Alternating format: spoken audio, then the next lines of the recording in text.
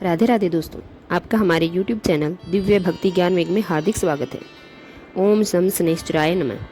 आज हम लेकर आए हैं न्याय के देवता, कर्मों के फलदाता, दीनों के नाथ और सूर्य पुत्र भगवान शनिदेव को समर्पित अत्यंत पावन और चमत्कारी तथा हृदय को स्पर्श करने वाली शनिवार व्रत कथा। यह कथा केवल सुनने मात्र से ही जीवन के गहरे से गहरे संकट टल जाते हैं और मनुष्य को सुख, शांति, धैर्य और अभय का वरदान प्राप्त होता है। श्रोतागण, शनिवार का दिन भगवान शनिदेव को समर्पित माना गया है। शास्त्रों में कहा गया है कि जिस व्यक्ति पर सूर्य पुत्र शनिदेव की कृपा दृष्टि पड़ जाए, उसके जीवन के सभी कष्ट जलकर भस्म हो जाते हैं। लोग अज्ञानतावश शनिदेव से भयभीत रहते हैं, परंतु सत्य तो यह है कि शनिदेव कभी भी किसी के साथ अन्याय नहीं करते। वे तो न्याय के अधिपति हैं, जो मनुष्य को उसके कर्मों का सटीक फल प्रदान करते हैं। जिस घर में शनिदेव के सच्चे मन से आराधना होती है, वहां से दरिद्रता, रोग और शोक हमेशा के लिए विदा हो जाते हैं। घर में सुख समृद्धि का वास होता है, रुके हुए कार्य संपन्न होते हैं और मनुष्य का सोया हुआ भाग्य जाग उठता है। प्रिय श्रोतागण, आज के इस भागदौड़ भरे समय में हर व्यक्ति किसी न किसी पीड़ा से जूझ रहा है। किसी के घर में भयंकर आर्थिक तंगी है, किसी का व्यापार भारी घाटे में डूब रहा है, किसी के परिवार में कलह है, तो कोई असाध्य बीमारियों और मानसिक तनाव से टूट चुका है।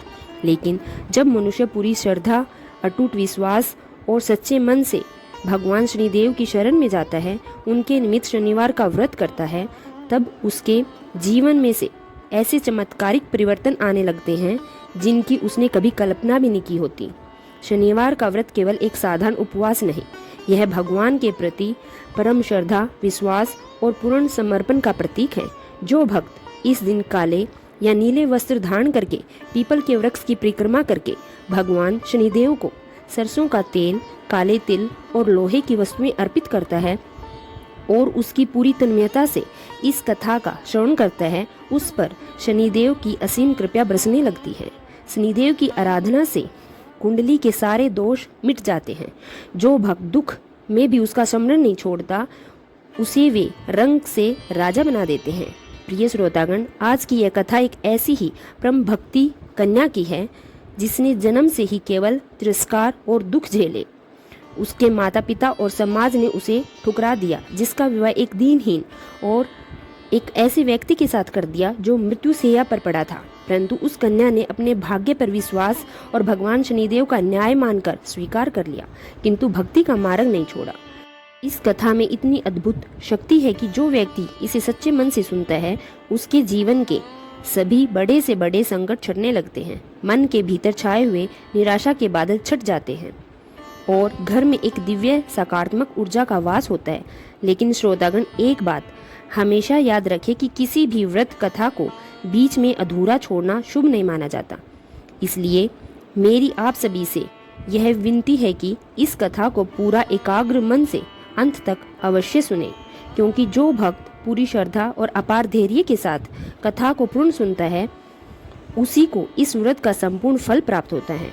और यदि आप भगवान शनिदेव के सच्चे भक्त हैं, तो अभी कमेंट बॉक्स में जय शनिदेव अवश्य लिखें। आपका एक छोटा सा कमेंट भी आपकी अगाध श्रद्धा और भक्ति को दर्शाता है। आज की यह कथा आपके जीवन में नई आशा, नया विश्वास और नई ऊर्जा लेकर आएगी। तो आइए पूरी श्रद्धा, विश्वास और भक्ति के साथ आरंभ करते हैं न्याय के देवता भगवान शनिदेव की पावन, चमत्कारी और मंगलकारी कथा। बोलिए न्याय के देवता भगवान शनिदेव की जय। प्रिय श्रोतागणों, यह कथा हमें ले जाती है उस स्वर्णिम इतिहास के उन सुनहरे पन्नों की ओर जब धर्म और कर्म की मनुष्य का मुख्य आधार हुआ करते थे। उस कालखंड में एक अत्यंत सुंदर, भव्य और वैभवशाली गांव हुआ करता था, जिसका नाम था विशालपुर। जैसा इस गांव का नाम था, वैसा ही इसका स्वरूप भी था। विशाल गांव अपनी समृद्ध, अपनी हरी भरी लहलाती फसलों और वहां के निवासियों के आपसी प्रेम के लिए पूरे आर्यवर्त में विख्यात था। गांव के चारों ओर ऊंचे ऊंचे हरे भरे वृक्ष पवन को झोंके के साथ झूमते रहते थे। कल कल करती निर्मल नदी गांव के किनारे से बहती, जो वहां की भूमि को अमृत के समान जल प्रदान करती थी। सुबह होते ही मंदिरों की घंटियों की मधुर ध्वनि और वेद मंत्रों के स्वस्वर पाठ से पूरा विशालपुर गूंज उठता था। इसी वैभवशाली विशालपुर गांव में देवकी लाल नाम का एक अत्यंत धनवान, प्रतिष्ठित और सम्मानित किसान रहा करता था। देवकी लाल जी का नाम पूरे गांव में बड़े ही आदर और सम्मान के साथ लिया जाता था। उनके पास अपार संपत्ति थी, सोने चांदी से भरे भंडार थे, सैकड़ों गायें उनके गौशाला में रंभाया करती थी और उनकी उपजाऊ जमीनें मीलों तक फैली हुई थी। देवकी लाल जी स्वभाव से अत्यंत दयालु और परोपकारी व्यक्ति थे। उनके द्वार से कभी कोई याचक खाली हाथ नहीं लौटा था। उनकी धर्म पत्नी का नाम संगीता था। संगीता अत्यंत सुशील, धर्मपरायण और संस्कारी तथा पतिव्रता स्त्री थी। वह प्रतिदिन प्रातःकाल उठकर स्नान आदि से निवृत्त होकर ईश्वर की आराधना करती और अपने पति की सेवा में अपना जीवन सार्थक मानती थी। देवकी लाल और संगीता के जीवन में सुख सुविधाएं की कोई कमी नहीं थी। धन धान्य मान सम्मान सब कुछ ईश्वर ने उन्हें छप्पड़ पार कर दिया था। परंतु इस भरे पूरे संसार में उनके हृदय के भीतर एक बहुत गहरी शून्यता थी। एक ऐसा दर्द था जो उन्हें अंदर ही अंदर खाए जा रहा था। विवाह के कई वर्ष बीत जाने के बाद भी उनके घर में किसी बच्चे की किलकारी नहीं गूंजी थी। एक संतान के लिए, एक वारिस के लिए दोनों पति पत्नी अत्यंत व्याकुल रहते थे। उन्होंने संतान प्राप्ति के लिए न जाने कितने व्रत किए, कितने अनुष्ठान करवाए, दर दर के देवी देवताओं के आगे माथा टेका और ना जाने कितने साधु संतों का आशीर्वाद लिया। संगीता रातों को उठकर ईश्वर को रोकर प्रार्थना करती कि हे प्रभु, आपने हमें सब कुछ दिया परंतु एक संतान का सुख नहीं दिया। अंततः ईश्वर ने उनकी धैर्य परीक्षा समाप्त की। कई वर्षों की कठोर तपस्या, मन्नतों और आंसुओं के बाद संगीता ने गर्भ धारण किया। जब यह शुभ समाचार देवकी लाल को मिला तो उनकी खुशी का ठिकाना न रहा। उन्होंने पूरे विशालपुर गांव में मिठाइयाँ बंटवाई, ब्राह्मणों को दान दक्षिणा दी और गरीबों को वस्त्र बांटे। पूरे 9 महीने संगीता ने बड़े ही जतन से अपना ख्याल रखा और समय आने पर उनके घर से एक अत्यंत सुंदर कन्या ने जन्म लिया। कन्या का मुखमंडल किसी खिले हुए कमल के समान तेजस्वी था। माता पिता ने बड़े ही लाड प्यार से अश्रुपूरित नेत्रों से इस हृदय के टुकड़े का नाम रखा, मानसी। प्रिय श्रोतागण, मानसी के जन्म पर देवकी लाल के घर में एक ऐसा उत्सव मनाया गया जैसा शायद ही किसी राजा महाराजा के घर में मनाया जाता हो। परंतु विधि का विधान बड़ा ही विचित्र होता है। भाग्य के पन्नों में लिखा क्या है यह कोई साधारण मनुष्य जान नहीं सकता। जिस बच्ची के जन्म के लिए देवकी लाल और संगीता ने वर्षों तक ईश्वर के सामने झोलियां फैलाई थी, उसी बच्ची के जन्म के ठीक बाद से उनके घर में अचानक अनहोनी और अपशकुनता वाली घटनाएं घटने लगी। उसके जन्म के 7वें दिन ही देवकी लाल के सबसे बड़े अनाज के गोदाम में अचानक भयंकर आग लग गई। देखते ही देखते महीनों की मेहनत और लाखों की संपत्ति जलकर राख हो गई। देवकी लाल ने इसे एक साधारण दुर्घटना मानकर मन को समझा लिया, परंतु यह तो केवल एक शुरुआत थी। कुछ ही दिनों के बाद उनके गौशाला में एक रहस्यमयी महामारी फैल गई। उनकी सबसे दुधारू और प्रिय गाय एक एक करके तड़प तड़प कर मरने लगी। जिन खेतों में कभी सोना उगलता था उन फसलों में कीड़े पड़ गए और फसलें रातों रात नष्ट हो गई। जो परिवार कभी गांव का सबसे धनी और समृद्ध परिवार था, वह मानसी के जन्म के कुछ ही महीनों के भीतर कर्ज के बोझ में दबने लगा। जैसे जैसे दिन बीत रहे थे, अनहोनी घटनाओं का सिलसिला रुकने का नाम ही नहीं ले रहा था। देवकी लाल के व्यापार में भारी नुकसान होने लगा। उन पर कई झूठे मुकदमे थोप दिए गए और उनका संचित धन पानी की तरह बहने लगा। गांव के लोग जो कल तक देवकी लाल के सामने सिर झुकाते थे, अब उनके पीठ पीछे बातें बनाने लगे। समाज का बड़ा ही निर्मम होता है। श्रोतागण, जब भी किसी के ऊपर कष्ट आता है तो लोग सहारा देने की बजाय तंज कसने लगते हैं। विशालपुर के लोग फुसफुसाने लगे कि यह लड़की कोई साधारण कन्या नहीं है, यह तो साक्षात दरिद्रता का रूप है। जब से इस अपशगुनी ने देवकी लाल के घर में कदम रखा है, तब से उस बेचारे का पूरा घर बर्बाद हो गया। संगीता को जो अपनी फूल सी बच्ची से अगाध प्रेम था, लोगों के इन तीखे और चुभने वाले तानों को सुनकर अंदर ही अंदर लहूलुहान हो जाती। वह मानसी को सीने से लगाकर रोती और ईश्वर से पूछती कि हे प्रभु, मेरी बच्ची का इसमें क्या पाप है जो जन्म लेते ही दुनिया उसे अपशगुनी कह रही है। परंतु वक्त का चक्कर इतनी तेजी से घूम रहा था कि धीरे धीरे देवकीलाल का भी पुत्री से मोह भंग हो गया। जो पिता अपनी पुत्री के जन्म पर खुशी से फूला नहीं समाता था, अब वह उस बच्ची का मुख देखने से भी कतराने लगा। उसकी सारी बर्बादी का कारण यह कन्या ही यह समझने लगा। जैसे जैसे मानसी बड़ी होने लगी, उसके हिस्से का दुख भी उसके साथ बड़ा होने लगा। वह एक अत्यंत शांत, संस्कारी और ईश्वर की आस्था रखने वाली बालिका थी। वह देखती थी कि कैसे उसके पिता उसे देखते ही मुंह फेर लेते हैं, कैसे गांव के अन्य महिलाएं उसे अपने बच्चों के साथ खेलने नहीं देती। यदि गांव में कोई शुभ कार्य या विवाह समारोह होता तो देवकीलाल के परिवार को जानबूझकर नहीं बुलाया जाता, यह कहकर कि उस अपशगुनी की परछाई भी उनके शुभ कार्यों को अशुद्ध कर देगी। समाज के इन कठोर प्रहारों, तिरस्कारों ने मानसी के कोमल हृदय को बहुत गहरी चोट पहुंचाई थी। लेकिन मानसी ने कभी किसी से कोई शिकायत नहीं की। उसने अपने आंसुओं को पी लिया और भगवान शनिदेव की भक्ति में लगा दिया। उसे विश्वास था कि जो न्याय के देवता हैं, जो पूरी सृष्टि के कर्मों का फल का हिसाब रखते हैं, वे एक दिन उसके आंसुओं को भी साफ करेंगे। प्रिय श्रोतागण, मानसी अब अपने जीवन के उस पड़ाव पर पहुंच चुकी थी जहां पर एक कन्या के विवाह की चिंता हर माता पिता को सताने लगती है, परंतु देवकीलाल के घर का माहौल तो इसके बिल्कुल विपरीत था। मानसी जैसे जैसे बड़ी हो रही थी, देवकीलाल और संगीता के ऊपर दुखों का पहाड़ उतना ही भारी होता जा रहा था। उनका पूरा व्यापार ठप हो चुका था। कर्जदारों का घेरा हर दिन उनके घर के बाहर लगा रहता था। अब स्थिति यहाँ तक पहुँच गई थी कि विशालपुर के गांव के लोग देवकीलाल के परिवार को समाज के किसी भी छोटे बड़े आयोजन में बुलाना तक पाप समझते थे। यदि मानसी भूलवश भी गली से गुजर जाती तो लोग अपने घरों के दरवाजे बंद कर लेते थे, कहीं इस अलक्ष्मी की परछाई उन पर ना पड़ जाए। वर्षों तक समाज के इन तीखे बाणों, रिश्तेदारों के तानों और कंगाली के झेलते झेलते देवकीलाल का धैर्य अब पूरी तरह से जवाब दे चुका था। उनका हृदय अपनी ही संतान के प्रति क्रोध और नफरत से भर गया था। वे दिन रात यही सोचते थे कि कब इस लड़की से पीछा छूटे और कब उनके घर पर दोबारा खुशहाली आए।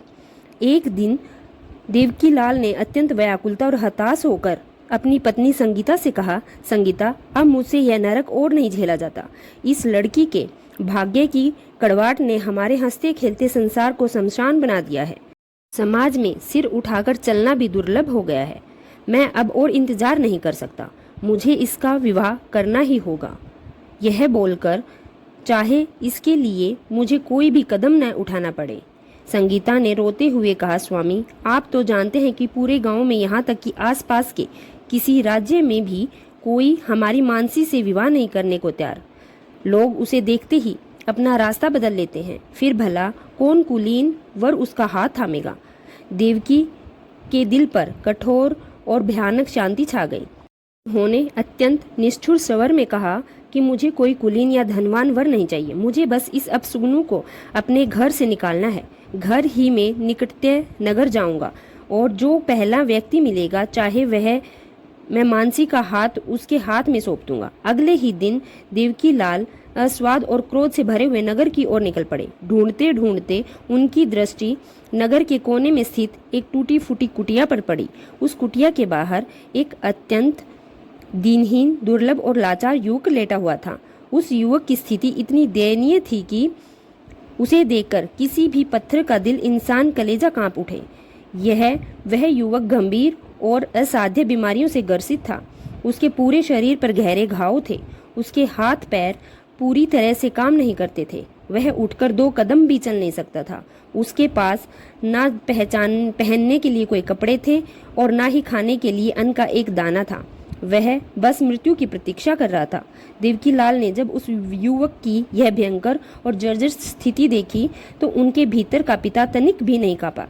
क्रोध और अंधविश्वास की बुद्धि पर ऐसा पर्दा पड़ा हुआ था कि उन्होंने मन सोच लिया था कि इस अपने अपशगुनी लड़की के लिए इससे बेहतर वर और कोई नहीं हो सकता।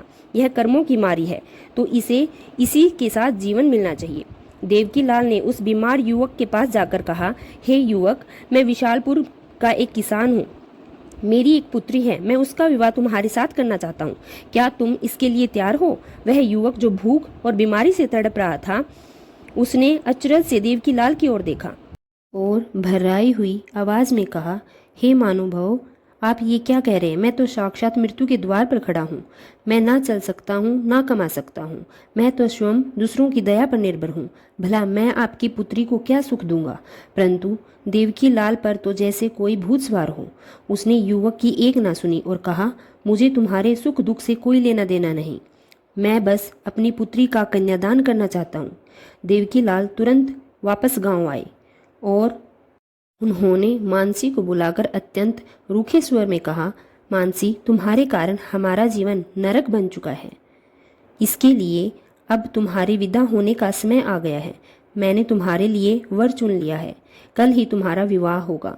जब मानसी को अपने होने वाले पति की इस दयनीय और भयंकर स्थिति के बारे में पता चला तो उसकी आंखों से आंसुओं की अविरल धारा बहने लगी। साधारण कन्या होती तो शायद ही इस क्रूर विवाह के खिलाफ विद्रोह कर देती और त्याग देती, परंतु मानसी तो साक्षात धैर्य और भक्ति की प्रतिमूर्ति थी। उसने आंसुओं को पोंछा, भगवान शनिदेव के चरणों का ध्यान किया और मन ही मन कहा, हे न्याय के देवता, हे शनिदेव, यदि मेरे भाग्य में यही लिखा है तो मुझे यह सहर्ष स्वीकार है। माता पिता ने मुझे जन्म दिया है, उनका मुझ पर पूरा अधिकार है। यदि मेरी विदाई से मेरे पिता के घर में खुशियां लौटती है तो मैं इस कांटों भरे मार्ग पर चलने के लिए तैयार हूँ।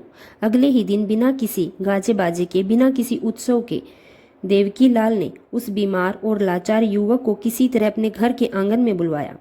मानसी ने पीले वस्त्रों की जगह एक अत्यंत साधारण साड़ी पहनी थी।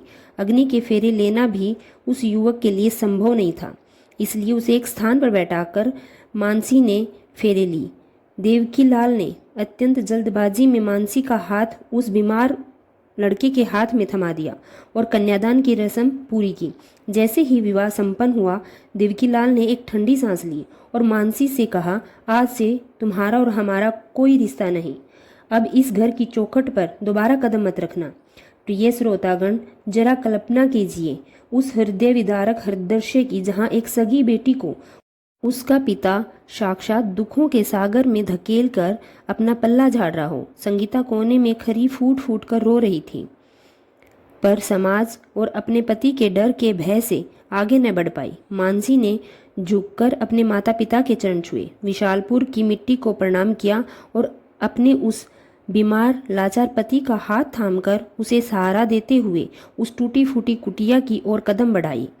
मानसी का यह नया जीवन दुखों की एक ऐसी अग्नि परीक्षा पर खड़ा था जहां पग पग पर कांटे बिछे थे, परंतु उसके हृदय में भगवान शनिदेव की भक्ति की जो लौ जल रही थी वह किसी भी आंधी से बुझने वाली नहीं थी। प्रिय श्रोतागण, मानसी अब उस टूटी फूटी कुटिया में आ चुकी थी जिसे नियति ने उसका नया संसार बना दिया था।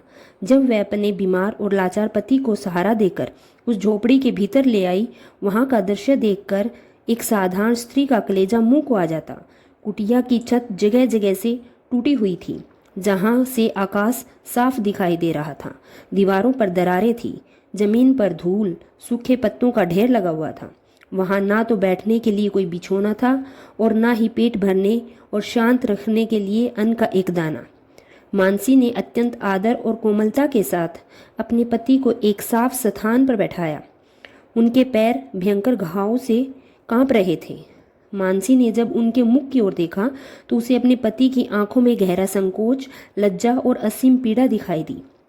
उस युवक ने अपनी नीची आंखें किए हुए अत्यंत कातर स्वर में कहा, हे देवी, मुझे क्षमा कर देना। तुम्हारे पिता ने अपने क्रोध और प्रतिशोध में तुम्हारा जीवन मेरे जैसे जीवित शव के साथ बांध दिया है। मैं तो अपनी देह का बोझ स्वयं नहीं उठाने में समर्थ हूँ। भला तुम्हें इस संसार के थप्पड़ों से कैसे बचाऊंगा? मैं तुम्हारे इस दुख और अपमान का कारण बन चुका हूँ। यह सुनकर मानसी की आंखों में आंसू तो आए, पर उन आंसुओं में कोई शिकायत नहीं थी, बल्कि उनमें अपार करुणा और संकल्प की चमक थी। उसने अपने पति के चरणों को स्पर्श किया और उन्हें इस चीज का अत्यंत विनीत परंतु दृढ़ स्वर में कहा, स्वामी, आप ऐसा कहकर मुझे पाप की भागीदार न बनाएं। आज से आप ही मेरे परमेश्वर हैं, मेरे सर्वस्व हैं।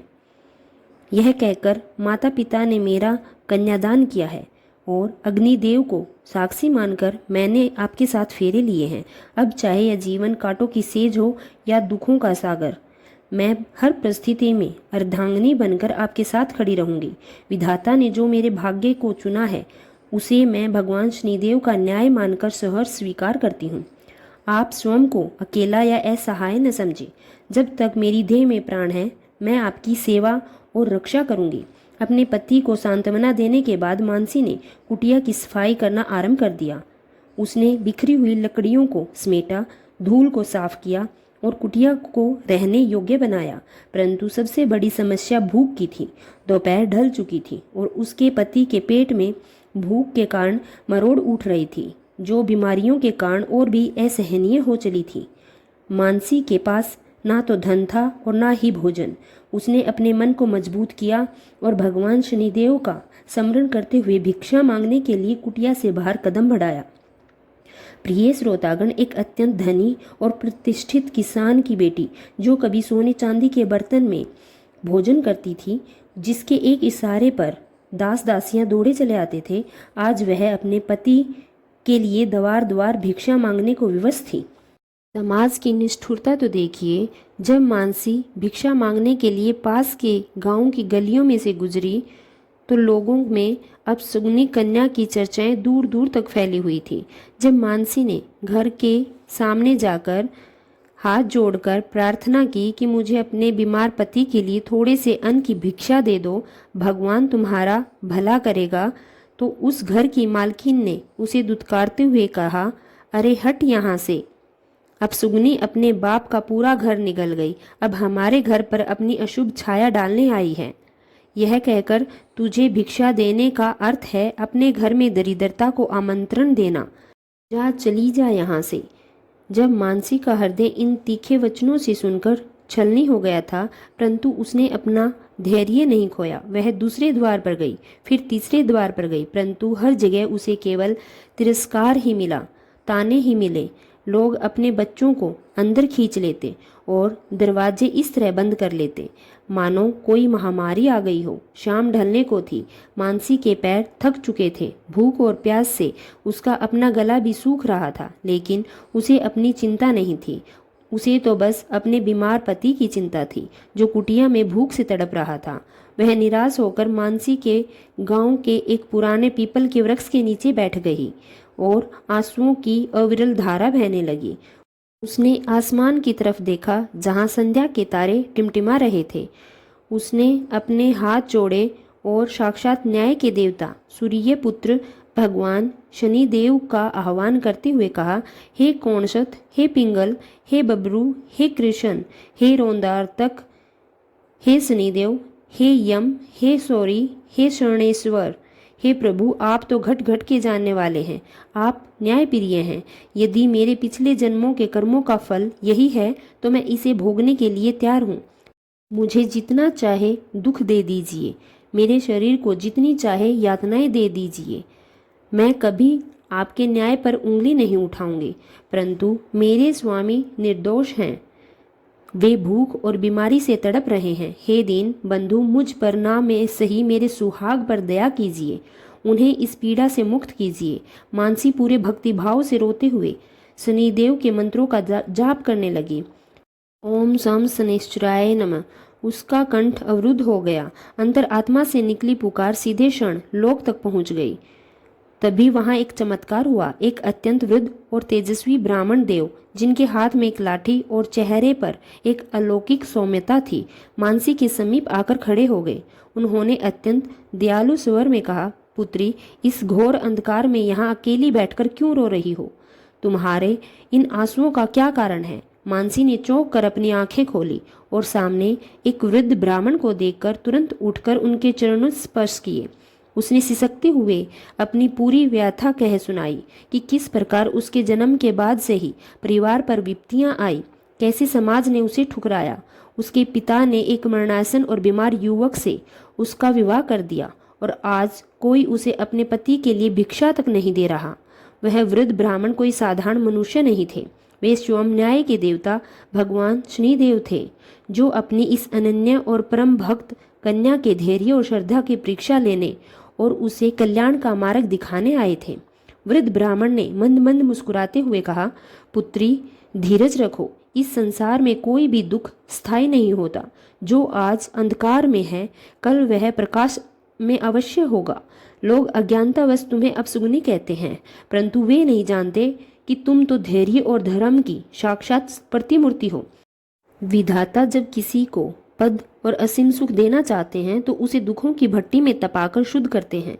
मानसी ने हाथ जोड़कर कहा, हे महात्मा जी, आपकी वाणी से मेरे व्याकुल मन को बड़ी शांति मिल रही है। कृपया कर मुझे कोई ऐसा उपाय बताएं जिससे मेरे स्वामी के रोग दूर हो सके, हमारे जीवन के संकट कट सके और मुझे प्रभु की भक्ति का पूर्ण फल प्राप्त हो। वृद्ध ब्राह्मण ने अपने झोले से थोड़ा सा अन्न और कुछ फल निकालकर मानसी के हाथों में थमा दिए और कहा, पुत्री सबसे पहले तो तुम इस अन्न से अपने पति की क्षुधा शांत करो। उसके बाद सुनो, जीवन के समस्त कष्टों, पापों और ग्रहों के कुप्रभावों से मुक्ति का एक ही अचूक मार्ग है। सूर्य पुत्र भगवान शनिदेव का शनिवार व्रत तुम पूर्ण श्रद्धा और नियम के साथ प्रत्येक शनिवार को शनिदेव का व्रत करना आरंभ करो। मानसी ने अत्यंत उत्सुकता और श्रद्धा से पूछा, हे देव, कृपया करके मुझे इस व्रत की विधि और महत्व विस्तार से बताएं, ताकि मैं किसी त्रुटि को ना कर पावन व्रत को संपन्न कर सकूं। ब्राह्मण देव ने समझाते हुए कहा, ध्यान से सुनो पुत्री, शनिवार के दिन प्रातःकाल सूर्योदय से पूर्व उठना, स्नान आदि कर्मों से निर्वृत्त होकर स्वस्थ काले या नीले रंग के वस्त्र धारण करने चाहिए। इसके पश्चात मन में भगवान शनिदेव का ध्यान करते हुए संकल्प लेना चाहिए। घर के किसी एकांत और पवित्र स्थान पर या किसी शनि मंदिर में जाकर शनिदेव की मूर्ति या शिला के सम्मुख सरसों के तेल का दीपक प्रज्वलित करना चाहिए। उन्हें नीले फूल, काले तिल, उड़द की दाल, लौंग, धूप अर्पित करनी चाहिए। शनिदेव को लोहे की वस्तुएं अत्यंत प्रिय है, इसलिए संभव हो सके तो लोहे का दान करना चाहिए। ब्राह्मण देव ने आगे कहा, इसके बाद किसी प्राचीन पीपल के वृक्ष के पास जाकर उसकी जड़ में जल अर्पित करना चाहिए और सरसों के तेल का दीपक जलाकर वृक्ष की 7 बार परिक्रमा करनी चाहिए। परिक्रमा करते समय निरंतर शनिदेव के मंत्र का जाप करना चाहिए। पूरे दिन निराहार या फलाहार रहकर शाम के समय शनिदेव की आरती और इस पावन व्रत कथा का श्रवण या वाचन करना चाहिए। भोजन में उड़द की दाल की खिचड़ी या तेल से बने हुए पकवानों का प्रयोग करना चाहिए और भोजन ग्रहण करने से पहले उसका एक हिस्सा किसी काले कुत्ते, कोए, किसी दरिद्र नारायण को अवश्य खिलाना चाहिए। जो स्त्री या पुरुष इस विधि से शनिवार का व्रत करता है उस पर शनिदेव की क्रूर दृष्टि मंगलकारी बन जाती है। ब्राह्मण देव की बातें मानसी के हृदय में उतर गई। उसने अत्यंत कृतज्ञता के साथ ब्राह्मण देव के चरणों में सिर रख दिया।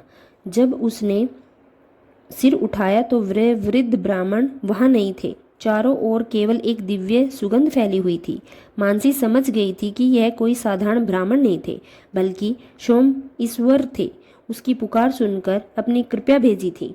मानसी के मन में एक अद्भुत शक्ति का संचार हो गया था।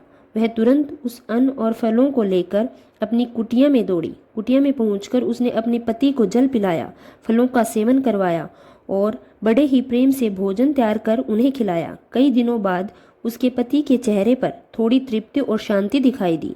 मानसी ने अपने पति को उस वृद्ध ब्राह्मण के मिलने और शनिवार व्रत के महात्म्य के बारे में सब कुछ विस्तार से बताया। उसके पति ने मानसी का हाथ थामकर भारी आवाज में कहा, मानसी, तुम सचमुच एक घर की लक्ष्मी हो। मेरे पूर्व जन्मों के पुण्य रहे होंगे जो मुझे तुम्हारे जैसी जीवन संगनी मिली। हम अवश्य ही इस व्रत को करेंगे और न्याय के देवता की शरण जाएंगे। प्रिय श्रोतागण, मानसी के जीवन में शनिवार व्रत का अनुष्ठान आरंभ हो चुका था। कुटिया में अब हर शनिवार को न्याय के देवता भगवान शनिदेव के नाम तक का दीपक जलता था। पीपल के पत्तों की सरसराहट में उनके मंत्रों के स्वर गूंजते थे और मानसी का हृदय हर बीतते हुए दिन के साथ भक्ति के रस में डूबता जा रहा था। परंतु जैसा कि शास्त्रों में लिखा है, वैसे विधाता जब किसी भक्त पर अपनी महान कृपा बरसाने वाले होते हैं तो उससे पूर्व उसकी पात्रता और उसके धैर्य की कड़ी परीक्षा लेते हैं। शनिदेव तो सोम न्याय के अधिपति हैं। वे सोने को तपाकर कुंदन बनाते हैं। मानसी के जीवन में अब परीक्षाओं का वह बवंडर आने वाला था जो उसकी आत्मा की गहराई को झकझोर कर रखने वाला था। शनिवार व्रत शुरू हुए अभी कुछ ही महीने बीते थे। मानसी के सेवा भाव और नियम के कारण उसके पति के स्वास्थ्य में धीरे धीरे सुधार के लक्षण दिखने लगे। जो पति कभी बिस्तर से उठ भी नहीं पाता था, वह अब मानसी के सहारे कुटिया के दवार पर आने लगा। घाव धीरे धीरे सूख रहे थे और आंखों की खोई हुई चमक वापस लौट रही थी। मानसी को लगने लगा कि उसके दुखों के दिन अब समाप्त होने वाले हैं, परंतु नीति के गर्भ में कुछ और ही लिखा था। एक दिन जब मानसी अपने पति के लिए पास के घने जंगल में गई हुई थी, अचानक विशालपुर और उसके आसपास के क्षेत्रों में मौसम में एक भयानक करवट ली। दोपहर के समय ही चारों ओर अंधेरा छा गया। साक्षात काल का आगमन हो गया। आकाश में काले कलूटे डरावने बादलों का ऐसा झमघट लगा कि सूर्यदेव की किरणें पूरी तरह से लुप्त हो गई। देखते ही देखते एक अत्यंत विनाशकारी और भयानक चक्रवाती तूफान उठ खड़ा हुआ। हवाएं इतनी तीव्र गति से चल रही थी कि बड़े बड़े और सदियों पुराने वृक्ष झड़ से उखड़कर धरती पर आ गिरे। गर्जन से धरती कांप रही थी और बिजली इस तरह कड़क रही थी मानो आकाश फट जाएगा। जंगल के भीतर मानसी इस भयानक रूप को देखकर अत्यंत भयभीत हो गई। उसे अपनी जान की चिंता नहीं थी। उसके मन में केवल अपने लाचार पति का विचार कौंध रहा था, जो उस झरझर और टूटी फूटी कुटिया में अकेला था। वह सूखी लकड़ियां और जड़ी बूटियों को वहीं पर छोड़कर कुटिया की ओर पागलों की तरह दौड़ी। आंधी इतनी तेज थी कि उसके पैर जमीन पर नहीं टिक रहे थे। नुकीले कांटे और पत्थर उसके पैरों को लहूलुहान कर रहे थे, परंतु मानसी बिना रुके भगवान शनिदेव का स्मरण करते हुए भागती रही। जब वह हाँफती हुई अपनी कुटिया में पहुंची तो वह वहां का दृश्य देखकर हैरान रह गई। उसका हृदय जैसे धड़कना भूल गया। उनकी वह एकमात्र क्षण, वह छोटी सी कुटिया उस भीषण तूफान के वेग को सहन न कर पाई। कुटिया की छत उड़ चुकी थी। मिट्टी की दीवारें ढहकर मलबे की तरह गिर चुकी थी। चारों ओर केवल विनाश का सन्नाटा था। मानसी ने चीखते हुए अपने पति को पुकारा, स्वामी स्वामी, आप कहाँ हैं? मुझे उत्तर दीजिए स्वामी। उसने दीवानों की तरह उस मलबे को अपने कोमल हाथों से हटाना शुरू किया। मिट्टी और कांटों से उसकी उंगलियां कट गई। खून बहने लगा, लेकिन मलबे को हटाती रही। अंततः उसने देखा कि भारी लकड़ियों और मिट्टी के नीचे उसका पति दबा हुआ है। वह अचेत था। उसके सिर से रक्त की धारा बह रही थी। उसकी सांसें अत्यंत धीमी चल रही थी। मानसी ने किसी तरह अपने शरीर की पूरी शक्ति लगाकर उस भारी लकड़ी को हटाया और अपने पति के सिर को अपनी गोद में रख लिया। तूफान अब थम चुका था, परंतु अपने पीछे की तबाही को ऐसा मंजर छोड़ गया जिससे मानसी को एक बार फिर खुले के नीचे बिना किसी छत और अन्न के लाचार खड़ा कर दिया था। उसका पति मृत्यु और जीवन के बीच झूल रहा था। इस विकट और हृदय विदारक क्षण को कोई भी साधारण मनुष्य ईश्वर को कोसने लगता, अपनी किस्मत पर रोता और अपनी भक्ति का परित्याग कर देता। परंतु मानसी का चरित्र तो असाधारण था। उसने आकाश की ओर देखा। उसकी आंखों से बहते हुए आंसू पति के चेहरे पर गिर रहे थे। उसने अपने हाथ जोड़े और अत्यंत करुणा परंतु भरे हुए स्वर में कहा, हे न्याय के देवता सूर्य पुत्र शनिदेव, मैं आपकी इस दासी के रूप में आपके हर न्याय को स्वीकार करती हूँ। यदि हमारी कुटिया का डहना और मेरे स्वामी का इस प्रकार कष्ट में आना आपके किसी विधान में लिखा है या उसका हिस्सा है तो मुझे कोई आपत्ति नहीं। मैं जानती हूँ कि आप कभी किसी के साथ अन्याय नहीं करते। कर्मों का हिसाब पूरा करना ही अपना धर्म है। पिछले जन्मों के पाप अभिशेष हैं तो मुझे दंड दीजिए प्रभु, परंतु मेरे सुहाग की रक्षा कीजिए। इनके प्राणों पर कोई आँच न आए, यह मेरी आपसे करबद्ध प्रार्थना है। चाहे मेरा सब कुछ छीन लीजिए, मेरी देह मिट्टी में मिल जाए, पर आपके चरणों से मेरा विश्वास कभी नहीं डिगेगा। प्रिय श्रोतागण, मानसी का यह समर्पण दुख की पराकाष्ठा में भी उसकी अडिग आस्था देखकर स्नेहलोक में शनिदेव का आसन डोल उठा। वे अपनी इस भक्त की आंतरिक शक्ति और निश्चल प्रेम को देखकर अत्यंत प्रसन्न हुए। परंतु परीक्षा का अंतिम चरण अभी बाकी था। रात का अंधकार धीरे धीरे गहराने लगा। खुले आसमान के नीचे ठंडी हवाओं के बीच मानसी अपने पति के घावों पर पत्तों का रस लगा रही थी और निरंतर ओम सम शनैश्चराय का जाप करती जा रही थी। उसी समय उस उजागर मार्ग से एक अत्यंत वृद्ध जर्जर और कुष्ठ रोग से पीड़ित भिखारी जा रहा था। उस भिखारी की स्थिति इतनी विस्मय थी कि उसके शरीर से दुर्गंध आ रही थी।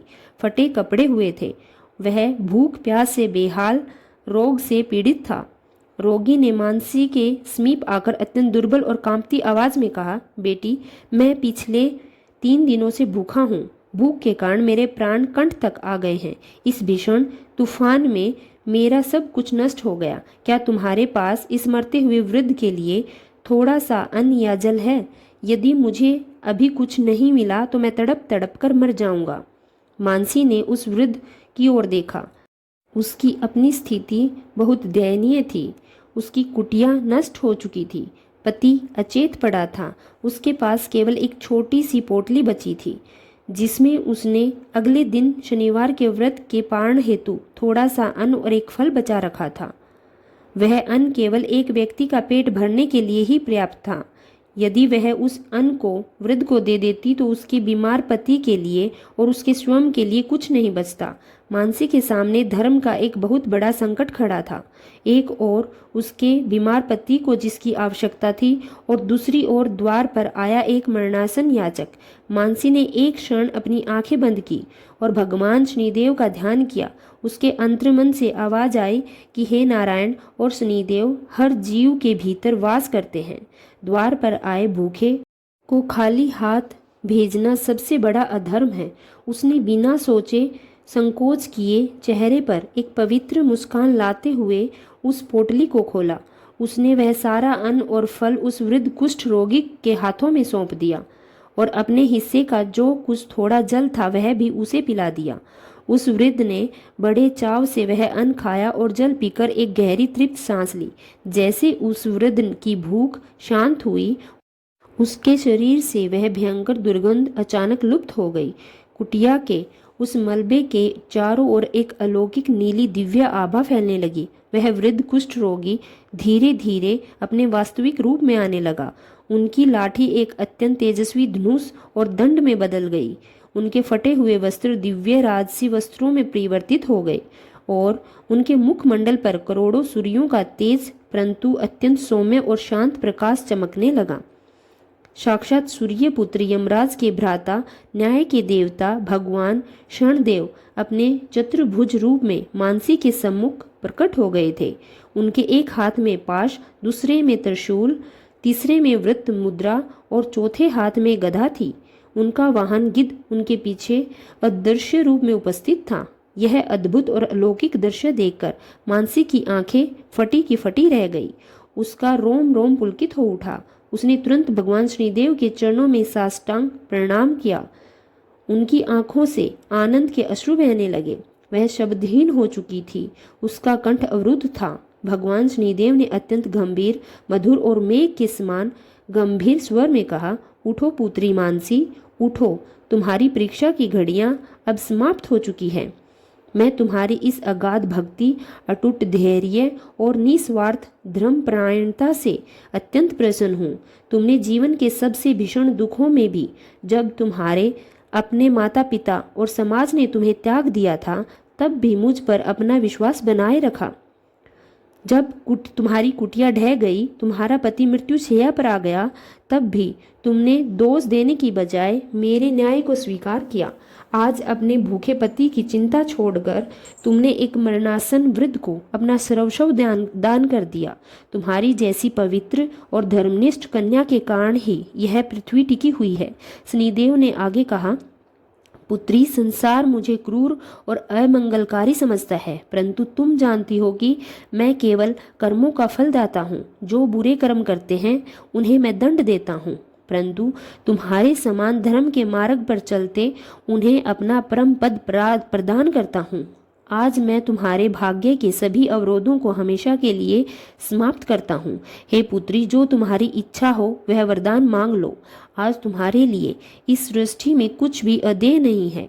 मानसी ने हाथ जोड़कर अत्यंत विनम्रता से कहा, हे प्रभु, हे दीनों के नाथ, आपके साक्षात दर्शन पाकर मेरा यह जीवन धन्य हो गया है। मुझे अपने लिए कुछ नहीं चाहिए। यदि आप मेरी भक्ति से प्रसन्न हैं तो बस मेरे स्वामी को पूर्ण स्वस्थ कीजिए, उनके शरीर के सारे रोग नष्ट हो जाएं। मेरे माता पिता तथा उस समाज का भी कल्याण कीजिए जिसने मुझे त्यागा था, क्योंकि यदि वे मुझे त्यागते नहीं तो मुझे आपकी अनन्य शरण प्राप्त नहीं होती। मानसी की इस निश्चल और विशाल हृदयता को देखकर शनिदेव अत्यंत गर्वित हो गई। उन्होंने मुस्कुराते हुए कहा, ऐसा ही होगा पुत्री। शनिदेव अपने वरदानी हाथ मानसी के अचेत पति की ओर उठाया। उसके हाथ से एक दिव्य नीली किरण निकली और उसके पति के शरीर में क्षण भर में ही एक ऐसा चमत्कार हुआ जिसे देखकर कोई भी दांतों तले उंगली दबा ले। मानसी के पति के शरीर के सारे घाव, सारी बीमारियां, दुर्बलता इस तरह गायब हो गई मानो कभी थे ही नहीं। उसकी देह कामदेव के समान सुंदर, सुगठित और तेजस्वी हो गई। वह तुरंत चेतना में आया और उठकर खड़ा हो गया। उसने स्वयं को पूरी तरह स्वस्थ और शक्तिशाली पाया। जब उसने साक्षात भगवान शनिदेव को देखा तब भी वह मानसी के साथ उनके चरणों में गिर पड़ा। भगवान शनिदेव ने दोनों को आशीर्वाद देते हुए कहा, तुम्हारे पति का नाम आज से वीरसेन होगा। यह न केवल पूर्ण स्वस्थ है, इन्हें दीर्घायु और अपार बल प्राप्त होगा और तुम्हारी इस कुटिया में भव्य सोने और मणियों से जड़ा हुआ महल निर्मित होगा, जहां तुम दोनों समस्त सुखों का भोग करोगे। जो भी मनुष्य तुम्हारे इस कष्ट और मेरा कृपा की कथा को शनिवार के दिन सुनेगा, उसके जीवन के सभी कष्ट, साढ़े साथी और ढेया के कुप्रभाव स्वतः ही समाप्त हो जाएंगे। यह कहकर भगवान शनिदेव अंतर्ध्यान हो गए और आकाश से पुष्पों की वर्षा होने लगी।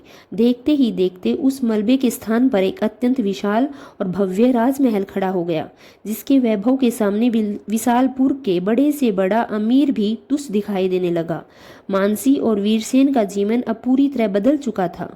प्रिय श्रोतागण, भगवान शनिदेव की असीम अनुकंपा से मानसी और उसके पति वीरसेन का जीवन पूरी तरह बदल चुका था।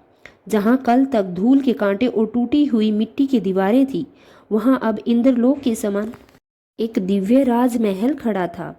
वीरसेन, जो कुछ क्षण पूर्व ही मृत्यु की शैया पर थे, अब साक्षात कामदेव के समान अत्यंत बलशाली और तेजस्वी तथा सुंदर नवयुवक के रूप में खड़े थे। यह देखकर दोनों के हृदय में देवता भगवान शनिदेव के प्रति कृतज्ञता की अशुर धारा बह रही थी। परंतु प्रिय श्रोतागण, इस अद्भुत और अलौकिक घटना की गूंज बहुत ही शीघ्र पूरे विशालपुर में फैल गई। आंधी तूफान थमने के बाद जब गांव के लोग बाहर निकले तो उन्होंने देखा कि गांव के छोर पर एक उजाड़ और टूटी झोपड़ी हुआ करती थी और वह एक दिव्य प्रकाश में चमक रही थी। सोने और मणियों से जड़े महल के शिखर सूर्य की किरणों की तरह चमक रहे थे, मानो कोई नया सूर्य धरती पर उतर आया हो। गांव के लोग कौतूहल और अचरज में भर गए। लोग आपस में कानाफूसी करने लगे, अरे यह चमत्कार कैसे हुआ? कल तक तो यहाँ उस अपसुगनी मानसी की झोपड़ी थी। क्या वहाँ कोई राजा आ गया या फिर कोई जादू टोना कर दिया? गांव के मुखिया, प्रतिष्ठित लोग और अन्य ग्रामीण सत्य जानने के लिए उस महल की ओर बढ़ने लगे।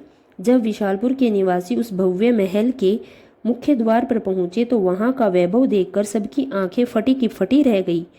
द्वार पर रत्न जड़ित स्तंभ थे, सुगंधित फूलों की मालाएं लटक रही थी और द्वार पर दिव्य शक्तियां अदृश्य रूप से पहरा दे रही थी।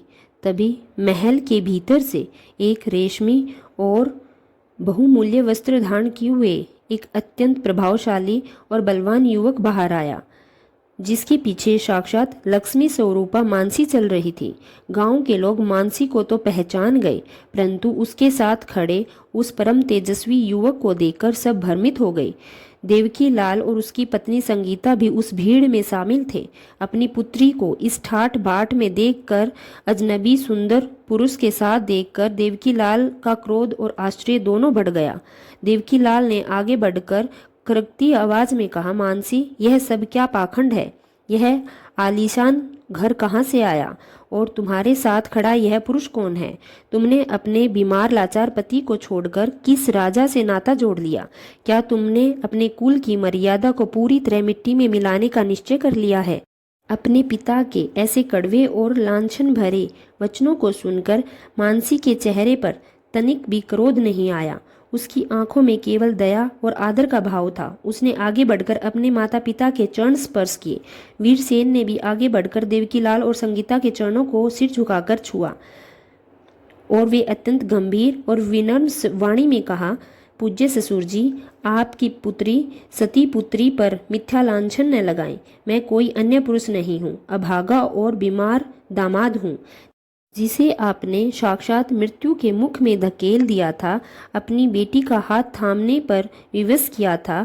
मैं वही हूँ जिसके शरीर पर कोढ़ के घाव थे। यह सुनते ही पूरे विशालपुर के गांव में लोगों के होश उड़ गए। देवकीलाल को 2 कदम पीछे हटना पड़ा और हकलाते हुए बोले, यह असंभव है। तुम वह सड़ता हुआ बीमार युवक कैसे हो सकते हो? तुम तो किसी ऊंच कुल के राजा प्रतीत होते हो। भला ऐसा चमत्कार कैसे संभव है? मानसी ने हाथ जोड़कर गदगद कंठ से कहा, पिताजी, यह साक्षात सत्य है। यह मेरे स्वामी ही हैं और यह जो वैभव, यह जो सुंदर काया आप देख रहे हैं, यह किसी जादू टोने का परिणाम नहीं है। यह तो न्याय के देवता सूर्य पुत्र भगवान शनिदेव की असीम कृपा का फल है। जब समाज ने मुझे दुत्कारा, जब आपने मुझे घर से निकाल दिया, तब मैंने भगवान शनिदेव की शरण ली। मैंने पूर्ण श्रद्धा से शनिवार का व्रत किया, पीपल के वृक्ष की सेवा की और अपने दुखों को ईश्वर का न्याय समझकर स्वीकार किया। कल रात जब भीषण तूफान में हमारी कुटिया ढह गई, तब स्वयं शनिदेव एक वृद्ध याचक के रूप में हमारी परीक्षा लेने आए। इस दासी की लघु भक्ति से प्रसन्न होकर उन्होंने मेरे स्वामी को रोग मुक्त कर दिया और हमें यह नया जीवन प्रदान किया। मानसी के मुख से शनिदेव की महिमा और इस चमत्कार की गाथा सुनकर वहां उपस्थित सभी ब्राह्मण, सभी ग्रामीण के सिर आदर से भय से झुक गए। जो लोग कल तक मानसी को अपसगुनी और अलक्ष्मी कहकर पुकारते थे, वे अब उसके चरणों की धूल लेने के लिए ललायत हो उठे। संगीता का ममतामयी हृदय अपनी बेटी के इस उत्कर्ष को देखकर फूट फूट कर रो पड़ा। वह द्वारकार मानसी से के गले लग गई और मेरी बच्ची कहकर रोने लगी। हम अज्ञानी थे, जो समाज के डर से तुझे पहचान नहीं पाए। तू लक्ष्मी नहीं, हमारे कुल को ताने वाली साक्षात लक्ष्मी है। देवकीलाल और संगीता ने पूरी श्रद्धा, विनय और कतार हृदय से भगवान शनिदेव की मूर्ति के सामने हाथ जोड़कर खड़े हो गए। मानसी ने सरसों के तेल का दीपक जलाया, नीले फूल अर्पित किए और पूरी भक्ति भाव से शनिवार व्रत कथा का वाचन आरंभ किया। कथा पूर्ण होने के बाद सब ने मिलकर शनिदेव की महाआरती गाई। देवकीलाल और संगीता की आंखों से निरंतर पश्चाताप के आंसू बह रहे थे। वे मन ही मन कह रहे थे कि प्रभु, हम अज्ञानी थे, हमें क्षमा कर दीजिए। श्रोतागण, जैसे ही आरती संपन्न हुई, मानसी ने शनिदेव का चरणामृत अपने माता पिता के मुख पर डाला और उनके शरीर पर छिड़का। वैसे ही कक्ष में एक अलौकिक सुगंध फैल गई। भगवान शनिदेव की असीम अनुकंपा से एक बार फिर चमत्कार हुआ। देवकीलाल और संगीता के शरीर की जलन शांत हो गई। देवकीलाल और संगीता अपनी पुत्री के मानसी के समान ही परम दयालु और शनिदेव के अनन्य भक्त हो गए। प्रत्येक शनिवार को पूरे नियम से व्रत रखते और गरीबों की सेवा करते। वीरसेन भी दीर्घ काल तक समस्त सुखों का भोग करते हुए अंत में शनिलोक को प्रस्थान कर गए। प्रिय श्रोतागण, यदि आपको भगवान शनिदेव की यह पावन, हृदय स्पर्शी और मंगलकारी कथा पसंद आई हो तो इस वीडियो को लाइक अवश्य करें। आपके अपने धार्मिक चैनल दिव्य भक्ति ज्ञान वेग को सब्सक्राइब करना न भूलें। धन्यवाद।